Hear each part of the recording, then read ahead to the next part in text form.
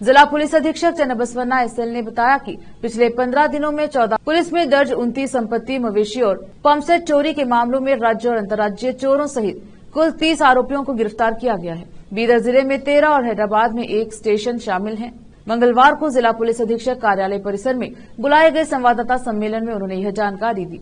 इन आरोपों से नकद, सोना, चांदी, 7 मवेशी, 6 पंपसेट, 3 4 पहिया वाहन, 4 दोपहिया वाहन और 1 ऑटो कुल 54,96,850 रुपए बहुमूल्य संपत्ति जब्त कर ली गई है और आरोपियों को न्यायिक हिरासत में भेजा गया।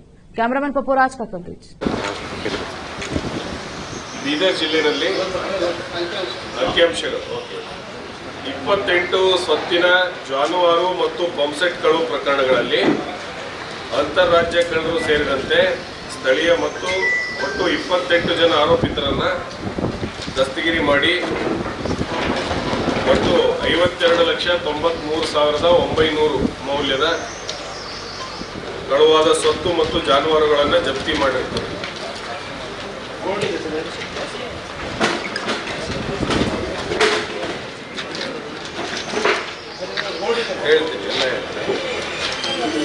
ನಗದು ಹಣ 7,76,500 ಇದೆ। 7,76,500 ರೂಪಾಯಿ। ಬಂಗಾರ ಒಟ್ಟು 396 ಗ್ರಾಂ, 23,91,900 ಬಂಗಾರ 396 ಗ್ರಾಂ, ಬೆಳ್ಳಿ 320 ಗ್ರಾಂ, ಜಾನುವಾರುಗಳು 7 ಜಾನುವಾರುಗಳು, 6 ಪಂಪ್ಸೆಟ್ಗಳು,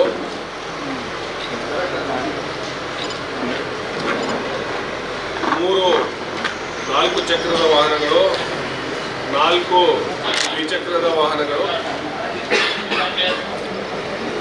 ರೈತರಿಗೆ ಸಂಬಂಧಪಟ್ಟಂತ ಆಹಾರ ಧಾನ್ಯ ಆದಂಥ 2 ಸೋಯಾಬೀನ್ ಚೀಲಗಳು, ಕಂಪ್ಯೂಟರ್ ಉಪಕರಣಗಳು 1-2 ಮತ್ತು ಈ ಮದ್ಯ ಏನು ಇತ್ತೀಚೆಗೆ ಜಿಲ್ಲೆಯಲ್ಲಿ ವೈನ್ ಶಾಪ್ ಕಳ್ಳತನಗಳಾಗಿತ್ತು, ಅದರಲ್ಲಿ ಕೂಡ ಏನಂದ್ರೆ 34 ಲೀಟರ್ 560 ml ಅಷ್ಟು ಮೌಲ್ಯದ ಮದ್ಯವನ್ನು ಮತ್ತು ಹಣವನ್ನು ಕೂಡ ಏನಂದ್ರೆ ಆ ಪ್ರಕರಣಗಳಲ್ಲಿ ವಶಪಡಿಸಿಕೊಳ್ಳಲಾಗಿದೆ।